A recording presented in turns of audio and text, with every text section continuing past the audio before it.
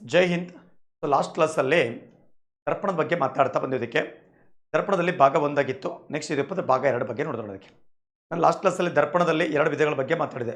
ಒಂದು ಸಮತಲ ದರ್ಪಣ ಮತ್ತು ಇನ್ನೊಂದು ಯಾವುದು ಗೋಳೀಯ ದರ್ಪಣ ಅಂತ ಮಾತಾಡಿದೆ. ಇದಕ್ಕೆ ಸಮತಲ ದರ್ಪಣದ ಬಗ್ಗೆ ನಾವು ಡಿಟೇಲ್ ಮಾತಾಡ್ತಾ ಬಂದಿದೆ. ಈಗ ನೆಕ್ಸ್ಟ್ ಯಾವುದಪ್ಪ ಅಂದರೆ ಗೋಳೀಯ ದರ್ಪಣ.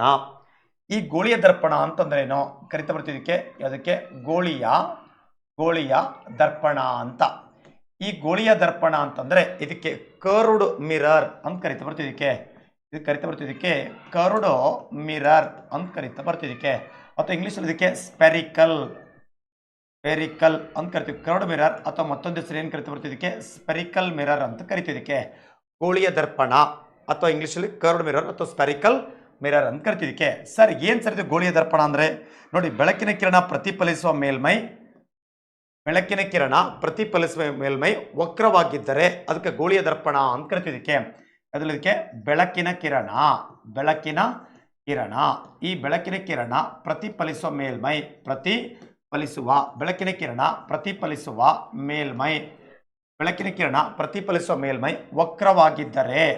ವಕ್ರವಾಗಿದ್ದರೆ ಬೆಳಕಿನ ಕಿರಣ ಪ್ರತಿಫಲಿಸುವ ಮೇಲ್ಮೈ ವಕ್ರವಾಗಿದ್ದರೆ ಅದನ್ನು ಏನಂತ ಕರಿತಾ ಬರ್ತಿದ್ದಕ್ಕೆ ಗೋಳೀಯ ದರ್ಪಣ ಅಂತ ಕರಿತಿದ್ದಕ್ಕೆ.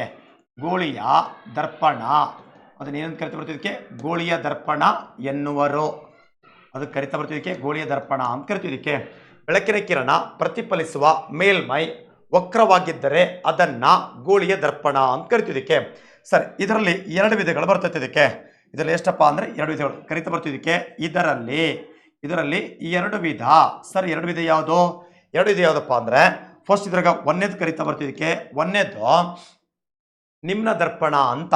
ಒಂದೇದು ಯಾವ್ದು ಕರಿತಾ ಬರ್ತಿದ್ದಕ್ಕೆ ನಿಮ್ನ ದರ್ಪಣ ಅಂತ ಕರಿತಾ ಬರ್ತಿದ್ದಕ್ಕೆ. ಒಂದೇದು ಯಾವುದಕ್ಕೆ ನಿಮ್ನ ದರ್ಪಣ ಅಂತ ಕರಿತಾ ಬರ್ತಿದ್ದಕ್ಕೆ.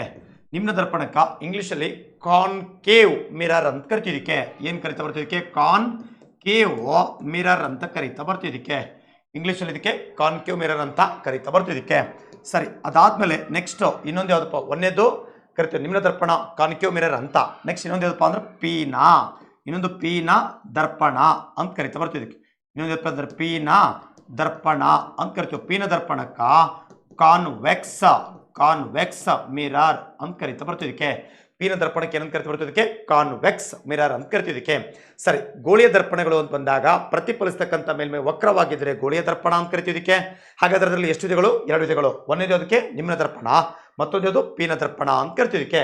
ಸರಿ, ಈಗ ಫಸ್ಟ್ ಒಂದೇದ್ರ ಬಗ್ಗೆ ಮಾತನಾಡ್ತಾ ಬರ್ತೀನಿ. ಇದಕ್ಕೆ ಒಂದೇದು ಯಾವುದಪ್ಪ ಅಂತಂದ್ರೆ ಕರಿತಾ ಬರ್ತಿದ್ದಕ್ಕೆ ನಿಮ್ನ ದರ್ಪಣ ಅಂತ ಕರಿತಾ ಬರೋಣ. ಇದಕ್ಕೆ ನಿಮ್ನ ದರ್ಪಣ ಅಂತಂದ್ರೆ ಇದಕ್ಕೆ ಕಾನ್ಕೇವ್ ಮಿರರ್ ಅಂತ ಕರಿತಾ ಬರ್ತಿದ್ದಕ್ಕೆ ಕಾನ್ಕೇವ್ ಮಿರರ್ ಅಂತ. ಸರಿ, ಹಾಗಾದ್ರೆ ಈ ಕಾನ್ಕೇವ್ ಮಿರರ್ ಅಂತ ಬಂದಾಗ ಇಲ್ಲಿ ಕರಿತಾ ಬರ್ತಿದ್ದಕ್ಕೆ ಬೆಳಕಿನ ಕಿರಣ ಪ್ರತಿಫಲಿಸ್ತಕ್ಕಂಥ ಮೇಲ್ಮೈ ಒಳವಕ್ರವಾಗಿರ್ತದೆ. ಇದಕ್ಕೆ ಸೊ ಇದರಲ್ಲಿ ಅಂದ್ರೆ ಬೆಳಕಿನ ಕಿರಣ ಪ್ರತಿಫಲಿಸುವ ಮೇಲ್ಮೈ ಒಳವಕ್ರ. ಬೆಳಕಿನ ಕಿರಣ ಈ ಬೆಳಕಿನ ಕಿರಣ ಪ್ರತಿಫಲಿಸುವ ಮೇಲ್ಮೈ ಬೆಳಕಿನ ಕಿರಣ ಪ್ರತಿಫಲಿಸುವ ಮೇಲ್ಮೈ ಒಳವಕ್ರವಾಗಿದೆ. ಬೆಳಕಿನ ಕಿರಣ ಪ್ರತಿಫಲಿಸ್ತಕ್ಕಂಥ ಮೇಲ್ಮೈ ಒಳವಕ್ರವಾಗಿದ್ದರೆ ಅದಕ್ಕೆ ನಿಮ್ನ ದರ್ಪಣ ಅಂತ ಕರೀತಾ ಬರ್ತಿದ್ದಕ್ಕೆ. ಸರಿ, ನಾನೀಗೆಲ್ಲೊಂದು ಸ್ವಲ್ಪ ಚಿತ್ರ ತೋರಿಸ್ತಾ ಬರ್ತೀನಿ. ಅದಕ್ಕೆ ನಿಮ್ನ ದರ್ಪಣದ ಚಿತ್ರ. ಇಲ್ಲಿ ಎಕ್ಸಾಂಪಲ್ ಯಾವುದಪ್ಪ ಅಂದ್ರೆ ನಿಮ್ನ ದರ್ಪಣದ ಚಿತ್ರ ನೋಡೋದಿಕ್ಕ. ಸರಿ, ನಿಮ್ನ ದರ್ಪಣ ಅಂತ ಕರಿಬೇಕಾಗಿತ್ತಂದ್ರೆ ಒಂದು ಬದಿ ಕ್ಲೋಸ್ ಆಗಿರ್ತೈತಿ, ಮತ್ತೊಂದು ಬದಿಗೆ ಏನಾಗಿರ್ತೈತಿ ಅದಕ್ಕೆ ಒಳವಕ್ರವಾಗಿರ್ತೈತಿ. ಈ ಟೈಪ್ ಈ ಕಡೆ ಹಿಂದ್ಗಡೆ ಯಾವುದಪ್ಪ ಅಂದ್ರೆ ಲೋಹದ ಲೇಪನೆ. ನಾನು ನಿಮಗೆ ಸಮತಲ ದರ್ಪಣದಲ್ಲಿ ಹಿಂದೆ ಮಾತಾಡ್ತಾ ಬಂದಿದ್ದಕ್ಕೆ. ಈ ಕಡೆ ಯಾವುದಪ್ಪ ಅಂತಂದ್ರೆ ಲೋಹದ ಲೇಪನೆ ಆಗ್ತಾ ಬರ್ತೈತಿ. ಇದಕ್ಕೆ ಈ ಕಡೆ ಅದಕ್ಕೆ ಲೋಹದ ಲೇಪನೆ. ಸರಿ, ಇಲ್ಲಿ ಏನಾಗ್ತಾ ಗೊತ್ತಾ, ಬೆಳಕಿನ ಕಿರಣ ಪ್ರತಿಫಲಿಸುವ ಮೇಲ್ಮೈ ಒಳವಕ್ರ. ಇಲ್ಲಿ ಏನಾಗ್ತಾ ಬರ್ತೈತಿ ಇದಕ್ಕೆ ಬೆಳಕಿನ ಕಿರಣ ಪ್ರತಿಫಲಿಸುವ ಮೇಲ್ಮೈ ಒಳವಕ್ರವಾಗಿದೆ. ಬೆಳಕಿನ ಕಿರಣ ಪ್ರತಿಫಲಿಸುವ ಮೇಲ್ಮೈ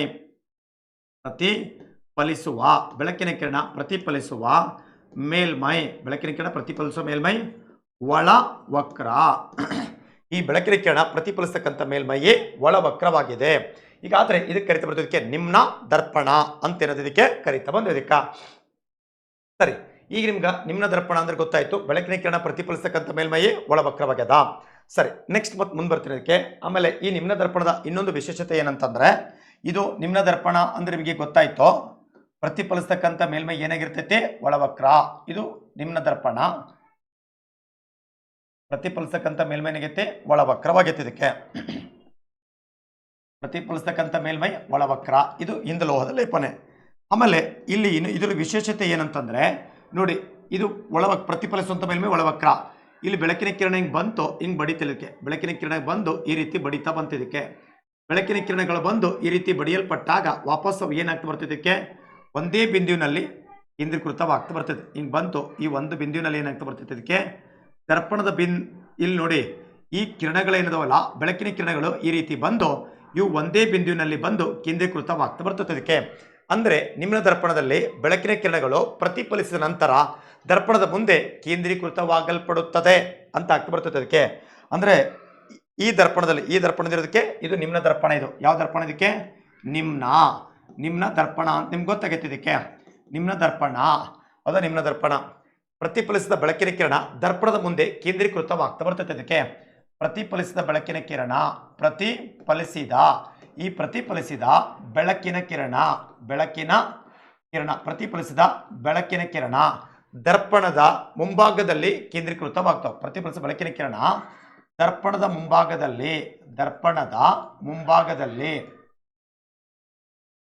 ಮುಂಭಾಗದಲ್ಲಿ ಕೇಂದ್ರೀಕರಿಸ್ತಾ ಬರ್ತೈತೆ. ಇದಕ್ಕೆ ಕೇಂದ್ರೀಕರಿಸುವುದು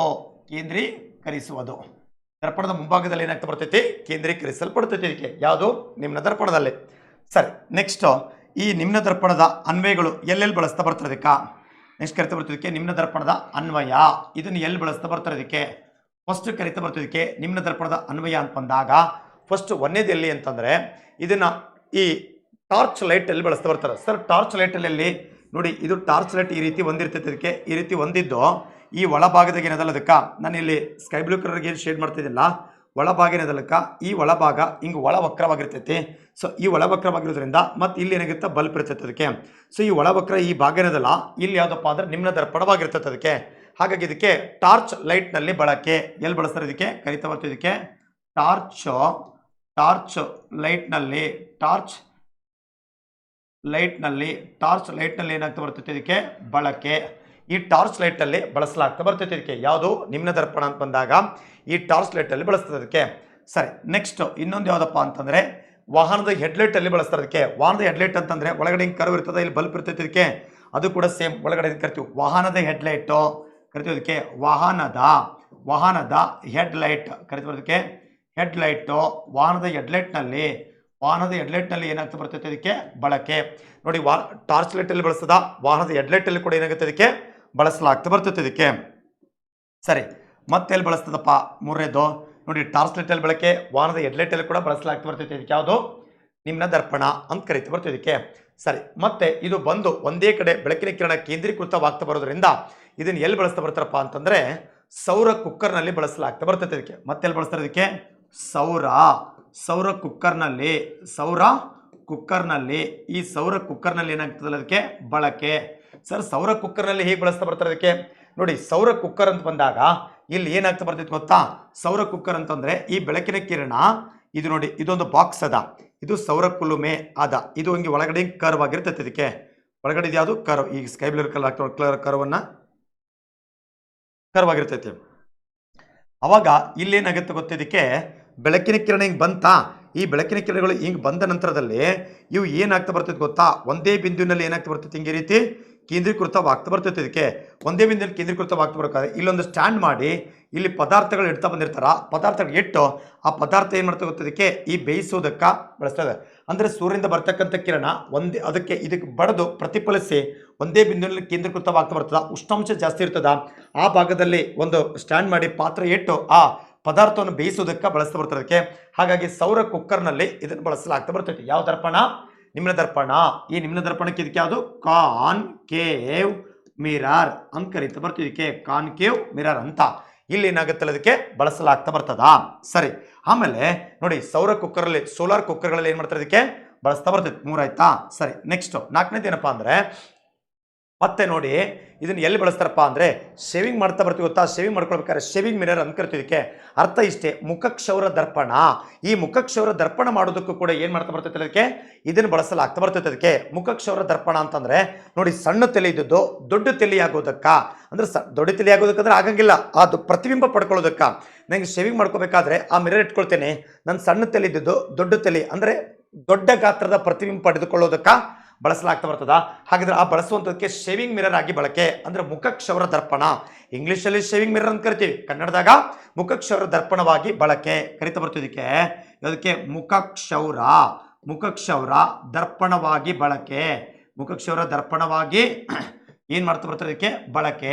ಈ ಮುಖಕ್ಷೌರ ದರ್ಪಣವಾಗಿ ಏನ್ ಮಾಡ್ತಾ ಬರ್ತಾರೆ ಅದಕ್ಕೆ ಬಳಸಲಾಗ್ತಾ ಬರ್ತೈತೆ. ಅದಕ್ಕೆ ಯಾವುದು ನಿಮ್ನ ದರ್ಪಣವನ್ನ ಮುಖಕ್ಷೌರ ದರ್ಪಣವಾಗಿ ಏನ್ ಮಾಡ್ತಾರೆ ಅದಕ್ಕೆ ಬಳಸಲಾಗ್ತಾ ಬರ್ತೈತೆ. ಅದಕ್ಕೆ ಆಯ್ತಾ, ಟಾರ್ಚ್ ಲೈಟು, ವಾಹನದ ಹೆಡ್ಲೈಟು, ಸೌರ ಕುಕ್ಕರಲ್ಲಿ ಮುಖಕ್ಷೌರ ದರ್ಪಣವಾಗಿ ಏನು ಮಾಡ್ತಾ ಬರ್ತಾರೆ ಇದಕ್ಕೆ ಇದಕ್ಕೆ ಬಳಸ್ತಾ ಬರ್ತಾರೆ. ಇದಕ್ಕೆ ಯಾವುದನ್ನ ನಿಮ್ನ ದರ್ಪಣವನ್ನ.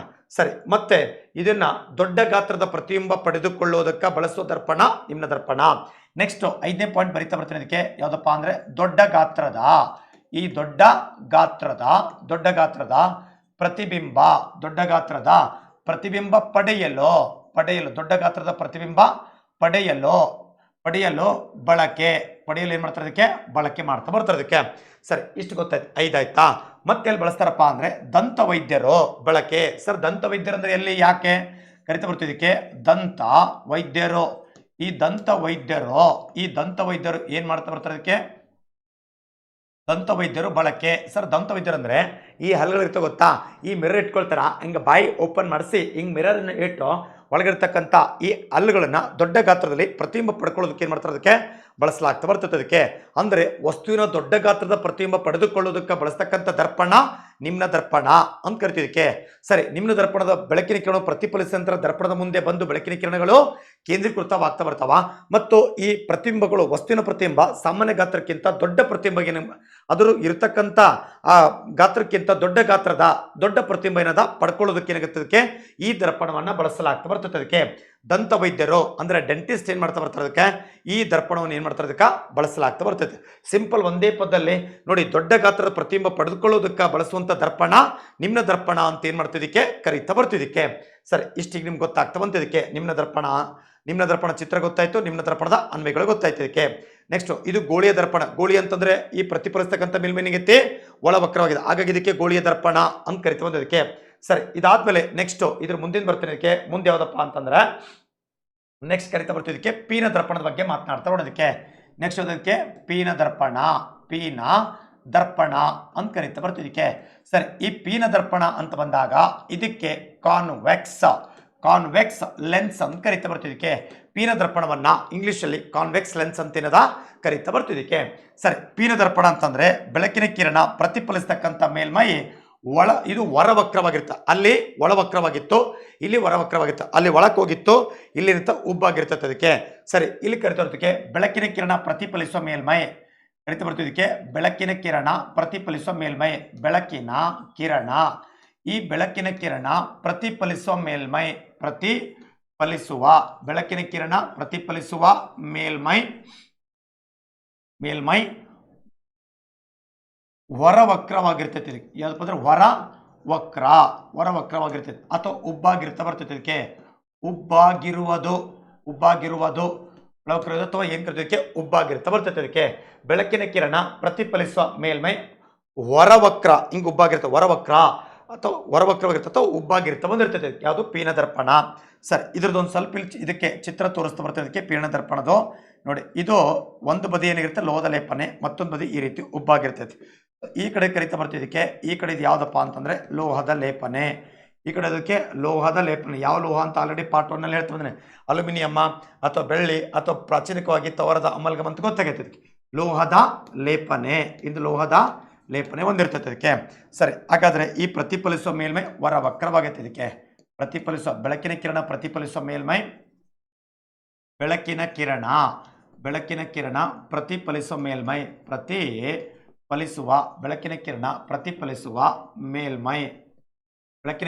ಪ್ರತಿಫಲಿಸುವ ಮೇಲ್ಮೈ, ಇಲ್ಲಿ ಏನೈತಲ್ಲ ಅದಕ್ಕೆ ಹೊರವಕ್ರ ವಕ್ರವಾಗೈತೆ. ಅದಕ್ಕೆ ಬೆಳಕಿನ ಕಿರಣ ಪ್ರತಿಫಲಿಸ್ತಕ್ಕಂಥ ಮೇಲ್ಮೈ ಹೊರವಕ್ರವಾಗದ.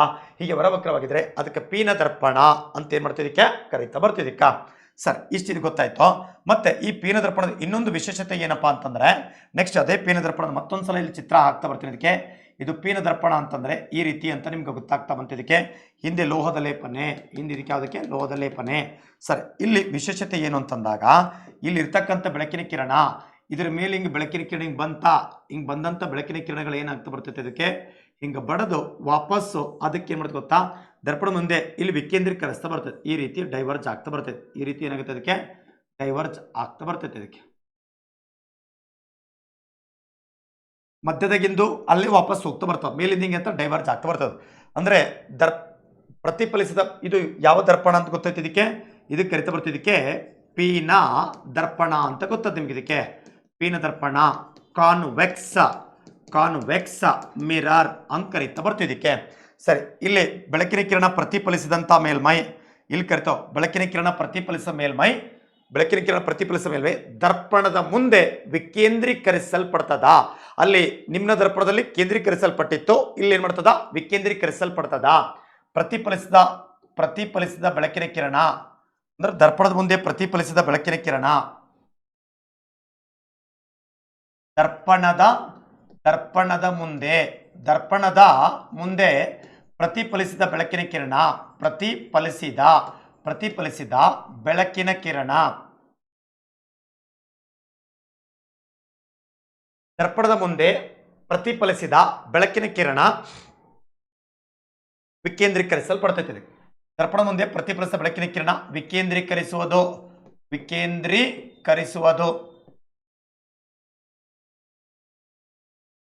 ದರ್ಪಣದ ಮುಂದೆ ಪ್ರತಿಫಲಿಸಿದ ಬೆಳಕಿನ ಕಿರಣ ಏನ್ ಮಾಡ್ತದಕ್ಕೆ ವಿಕೇಂದ್ರೀಕರಿಸ್ತಾ ಬರ್ತದ. ವಿಕೇಂದ್ರೀಕರಿಸಪ್ಪ ಅಂದ್ರೆ ಡೈವರ್ಜಿಂಗ್ ಆಗ್ತಾ ಬರ್ತದೆ, ಡೈವರ್ಜ್ ಆಗ್ತಾ ಬರ್ತದೆ. ವಿಕೇಂದ್ರೀಕರಿಸಲ್ಪಡೋದು ಅಥವಾ ಏನಾಗುತ್ತೆ ಅದಕ್ಕೆ ಡೈವರ್ಜ್ ಏನಾಗುತ್ತಾ ಆಗ್ತಾ ಬರ್ತದೆ. ಅದಕ್ಕೆ ಆಯ್ತಾ, ಇದ್ಯಾವುದಪ್ಪ ಅಂದ್ರೆ ಪೀನ ದರ್ಪಣ ಅಂತ ಕರೆದಕ್ಕೆ. ಸರಿ, ನೆಕ್ಸ್ಟ್ ಇದು ಪೀನ ದರ್ಪಣದ ಅನ್ವಯ ಎಲ್ಲಿ ಬಳಸ್ತಾರ ಇದು ನೆಕ್ಸ್ಟ್ ನೋಡ್ತಾ ಬರ್ತದಕ್ಕೆ. ಪೀನ ದರ್ಪಣದ ಅನ್ವಯ ಪೀನ ದರ್ಪಣದ ಅನ್ವಯ ಅಂತ ಕರೀತಾ ಬರ್ತಿದ್ದಕ್ಕೆ. ಪೀನ ದರ್ಪಣದ ಅನ್ವಯ ಅಪ್ಲಿಕೇಶನ್ ಆಫ್ ಕಾನ್ವೆಕ್ಸ್ ಮಿರರ್ ಅಂತ ಕರಿತಿದ್ದಕ್ಕೆ. ಫಸ್ಟ್ ಒಂದು ಇದನ್ನ ಫಸ್ಟ್ ಕರಿತಾ ಬರ್ತಿಲ್ಲ. ಇದಕ್ಕೆ ಇಲ್ಲಿ ಏನಾಗ್ತಾ ಬರ್ತದೆ ಗೊತ್ತಾ, ಪೀನ ದರ್ಪಣ ಅಂತಂದಾಗ ಇದನ್ನ ವಾಹನದ ಹಿನ್ನೋಟಕ್ಕೆ ಬಳಸಲಾಗ್ತಾ ಬರ್ತೈತೆ. ಇದಕ್ಕೆ ಎಲ್ಲಿ ಬರ್ತದಕ್ಕೆ ವಾಹನದ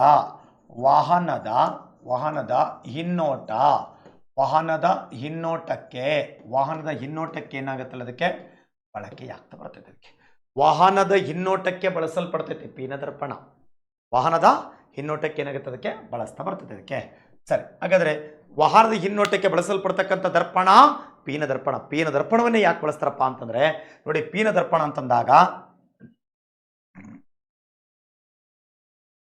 ಇದು ಪ್ರತಿಫಲಿಸ್ತಕ್ಕಂಥ ಮೇಲ್ಮೈ ಏನಾಗೈತೆ ಈ ಉಬ್ಬಾಗ್ಯದ, ಮಧ್ಯಭಾಗದಲ್ಲಿ ಉಬ್ಬಾಗ್ಯದ, ಅಂಚಿನಲ್ಲಿ ತೆಳುವಾಗ್ಯದ.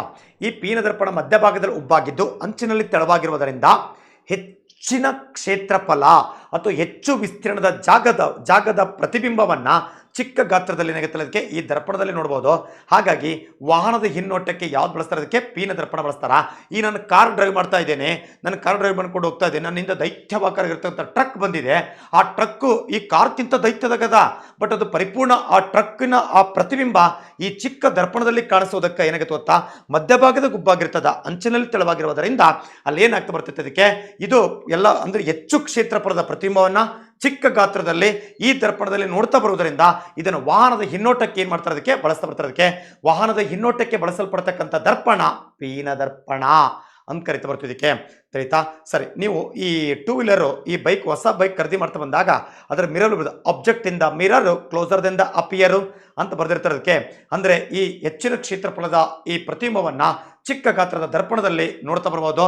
ಯಾಕಂದ್ರೆ ಮಧ್ಯಭಾಗ ಉಬ್ಬಾಗಿದ್ದು ಅಂಚಲ್ಲಿ ತೆಳುವಾಗಿರೋದ್ರಿಂದ ಈ ರೀತಿ ಕಾಣ್ತಾ ಬರೋದ್ರಿಂದ ಇದಕ್ಕೆ ವಾಹನದ ಹಿನ್ನೋಟಕ್ಕೆ ಏನ್ ಮಾಡ್ತಾರೆ ಅದಕ್ಕೆ ಬಳಸಲಾಗ್ತಾ ಬರ್ತೈತೆ. ಅದಕ್ಕೆ ವಾಹನದ ಹಿನ್ನೋಟಕ್ಕೆ ಬಳಸ್ತಕ್ಕಂಥ ದರ್ಪಣ ಪೀನ ದರ್ಪಣ. ಯಾಕಂದ್ರೆ ಮಧ್ಯಭಾಗ ಉಬ್ಬು, ಅಂಚಲ್ಲಿ ತೆಳುವು, ಹೆಚ್ಚಿನ ಕ್ಷೇತ್ರಫಲದ ಪ್ರತಿಬಿಂಬ ಆ ಚಿಕ್ಕ ಗಾತ್ರದಲ್ಲಿ ಕಾಣಿಸ್ತಾ ಬರೋದ್ರ ಅದಕ್ಕೆ ವಾಹನದ ಹಿನ್ನೋಟಕ್ಕೆ ಬಳಕೆ ಅಂತ ಕರಿತಾ ಬಂದಿದ್ದಕ್ಕೆ. ಸರಿ, ಮತ್ತೆ ಇದು ಏನಾಗುತ್ತೆ ಗೊತ್ತಾ, ಈ ದರ್ಪಣವನ್ನ ಮತ್ತೆ ಎಲ್ಲಿ ಬಳಸ್ತಾರೆ ಅದಕ್ಕೆ ಬೀದಿ ದೀಪಗಳಲ್ಲಿ ಬಳಸ್ತಾ ಬರ್ತಾರೆ. ಸರ್, ಬೀದಿ ದೀಪದಲ್ಲಿ ಹೇಗೆ? ನೋಡಿ ಇದು ಒಂದು ಈ ಕಂಬ ಅದ, ಕಂಬದ ಮೇಲೆ ಇದೊಂದು ಬಲ್ಬ್, ಇಲ್ಲಿ ಏನಾಯ್ತು ಗೊತ್ತಾ, ಬೀದಿ ದೀಪದೊಂದು ಈ ಬಲ್ಪ್ ಅದ, ಇಲ್ಲಿ ಏನು ಮಾಡ್ತೀವಿ ಹಿಂಗೆ ಕರ್ವ್ ಇರ್ತೈತಿ, ಈ ಭಾಗದ ಮಧ್ಯದ ಬಲ್ಪ್ ಇರ್ತೈತೆ, ಇದ್ರ ಮೇಲೆ ಹಿಂಗೆ ಕವಚ ಇರ್ತೈತಿ, ಇದ್ರ ಮೇಲೆ ಕವಚ, ಈ ಉಬ್ಬಾಗಿರ್ತಕ್ಕಂಥ ಭಾಗ ಏನದಲ್ಲ ಇಲ್ಲಿ ಬೆಳಕಿನ ಕಿರಣಗಳು ಬಿದ್ದು ಇದು ಏನಾಗುತ್ತೆ ಗೊತ್ತಾ, ಹಿಂಗೆ ಬಂದು ಇದು ಡೈವರ್ಜ್ ಆಗಿ ಹೆಚ್ಚಿನ ಕ್ಷೇತ್ರಫಲದ ಬೆಳಕು ಪ್ರಸರಿಸುವಂತೆ ಇದನ್ನು ಬಳಸ್ತಾರೆ. ಅಂದ್ರೆ ಒಳಭಾಗದ ಹಿಂಗೆ ಕರ್ವಾಗಿ ಇಲ್ಲಿ ಬಲ್ಪ್ ಇಟ್ಟಿರ್ತಾರ, ಬಲ್ಪ್ ಇಡೋದ್ರಿಂದ ನಿನಗೆ ಗೊತ್ತಾ ಅದರಿಂದ ಬಳಸ್ತಕ್ಕಂಥ ಬೆಳಕು ಹಿಂಗೆ ಡೈವರ್ಜ್ ಮಾಡಿಸ್ತಾ ಬರ್ತೈತೆ, ಹಿಂಗೆ ಹೆಚ್ಚಿನ ಕ್ಷೇತ್ರಫಲದ ಬೆಳಕನ್ನು ಪಡ್ಕೊಳ್ಳೋದಕ್ಕೋಸ್ಕರ ಇದನ್ನ ಬೀದಿ ದೀಪಗಳಲ್ಲಿ ಬಳಸ್ತಾರೆ. ಬೀದಿ ದೀಪದ ಆ ಒಳಭಾಗದಲ್ಲಿ ಬಳಸ್ತಕ್ಕಂಥ ದರ್ಪಣ ಯಾವುದಪ್ಪ ಅಂದ್ರೆ ಅದು ಪೀನ ದರ್ಪಣ ಕರಿತಾ ಬರ್ತಿದ್ದಕ್ಕೆ. ಯಾವುದಪ್ಪ ಅಂತಂದ್ರೆ ಬೀದಿ ದೀಪದಲ್ಲಿ ಬಳಕೆ ಕರಿತಾ ಬರ್ತಿದ್ದಕ್ಕೆ. ಯಾವುದಕ್ಕೆ? ಬೀದಿ ದೀಪ, ಬೀದಿ ದೀಪ, ಬೀದಿ ದೀಪದಲ್ಲಿ ಬಳಕೆ ಅಥವಾ ಇಂಗ್ಲಿಷಲ್ಲಿ ಸ್ಟ್ರೀಟ್ ಲೈಟ್ಸ್ಗಳಲ್ಲಿ ಏನು ಮಾಡ್ತಾ ಬರ್ತಾರೆ, ಅದಕ್ಕೆ ಈ ಪೀನ ದರ್ಪಣವನ್ನು ಬಳಸಲಾಗ್ತಾ ಬರ್ತದೆ. ಎರಡಾಯ್ತಾ? ಸರಿ, ನೆಕ್ಸ್ಟ್ ಮೂರದ್ದು ಕರಿತಾ ಬರ್ತಿದ್ದಕ್ಕೆ. ಮೂರದ್ದು ಎಲ್ಲಿ ಬಳಸ್ತಾರಪ್ಪ ಅಂತಂದರೆ ನೋಡಿ, ನೀವು ಈ ದುಡ್ಡು ತೆಕ್ಕೊಳ್ಳೋಕೆ ATM ಮಷಿನ್ಗಳಲ್ಲಿ ಹೋಗಿರ್ತೀರಿ, ಆ ATM ಮಷಿನ್ ಇರುತ್ತೆ ಹಿಂಗಿದಕ್ಕ, ಈ ATM ಮಷಿನ್ ಹೊಂದಿದ್ದು ಈ ಕಂಪ್ಯೂಟರ್ ಸ್ಕ್ರೀನ್ ಇರುತ್ತೆ, ಇಲ್ಲಿ ಆಪ್ರೇಟಿಂಗ್ ಮಾಡ್ತಕ್ಕಂಥದ್ದು ಇರುತ್ತೆ, ಆಮೇಲೆ ಈ ಮೇಲ್ಭಾಗದೊಳಗಡೆ ನಾನು ಗ್ರೀನ್ ಕಲರ್ ತೋರಿಸ್ತಾ ಇದ್ದೀನಿ ನೋಡೋದಕ್ಕೆ, ಮೇಲ್ಭಾಗದ ಒಂದು ದರ್ಪಣ ಇರ್ತೈತಿ. ಅಂದರೆ ಈ ATMಗಳಲ್ಲಿ ಭದ್ರತೆಗೆ ಬಳಸ್ತಾರ. ನೀವು ATM ಮಷಿನ್ ಹಿಂಗೆ ಆಪ್ರೇಟ್ ಮಾಡಿ ಅಥವಾ ದುಡ್ಡು ಹಿಂಗೆ ತೆಕ್ಕೊಳ್ಬೇಕಾದ್ರೆ ನಿಮಗೆ ಹಿಂದೆ ಇದ್ದಂಥವ್ರು ನಿಮ್ಗೆ ಯಾವ ರೀತಿ ಅಬ್ಸರ್ವ್ ಮಾಡ್ತಾ ಇದಾರ ಅಂತೇಳಿ ನೋಡೋದಕ್ಕೆ ಆ ರೀತಿ ಹಾಕಿರ್ತಾರ. ಭದ್ರತೆಗಾಗಿ ATM ಮಷಿನ್ನಲ್ಲಿ ಬಳಕೆ ಕರಿತಾ ಬರ್ತಿದ್ದಕ್ಕೆ. ಯಾವುದು? ಭದ್ರತೆಗಾಗಿ, ಭದ್ರತೆಗೆ ATM ಮಷಿನ್ನಲ್ಲಿ ಏನು ಮಾಡ್ತಾ ಬರ್ತಾರೆ ಅದಕ್ಕೆ ಬಳಕೆ. ಈ ಭದ್ರತೆಗಾಗಿ ATM ಮಷಿನಲ್ಲಿ ಬಳಸ್ತಾ ಬರ್ತಾರೆ ಅದಕ್ಕೆ. ಯಾಕಂದ್ರೆ ನಿಮ್ಮ ಹಿಂದಿದ್ದವ್ರು ನಿಮ್ಗೆ ಯಾವ ರೀತಿ ಅಬ್ಸರ್ವ್ ಮಾಡ್ತಾರೆ, ನೀವು ಹಿಂಗೆ ತಿರುಗಿ ನೋಡ್ರೆ ಗೊತ್ತಾಗ್ತಾ ಬರ್ತಾ, ಆ ಅಬ್ಸರ್ವ್ ಯಾವ ರೀತಿ ಮಾಡ್ತಾ ಇದ್ದಾರೆ ಅಂತ ತಿಳ್ಕೊಳ್ಳೋದಕ್ಕೋಸ್ಕರ ಏನಾಗುತ್ತಾ ಅಲ್ಲಿ ನೋಡ್ತಾ ಬರ್ಬೋದು. ಅದಕ್ಕೆ ಅಲ್ಲಿ ಭದ್ರತೆಗಾಗಿ ATMನಲ್ಲಿ ಕೂಡ ಏನು ಮಾಡ್ತಾರೆ ಅದಕ್ಕೆ ಬಳಸಲಾಗ್ತಾ ಬರ್ತೈತೆ. ಅದಕ್ಕೆ ಯಾವುದಪ್ಪ ಅಂತಂದರೆ ಪೀನ ದರ್ಪಣ ಅಂತ ಕರಿತಾ ಬರ್ತೈದಕ್ಕೆ.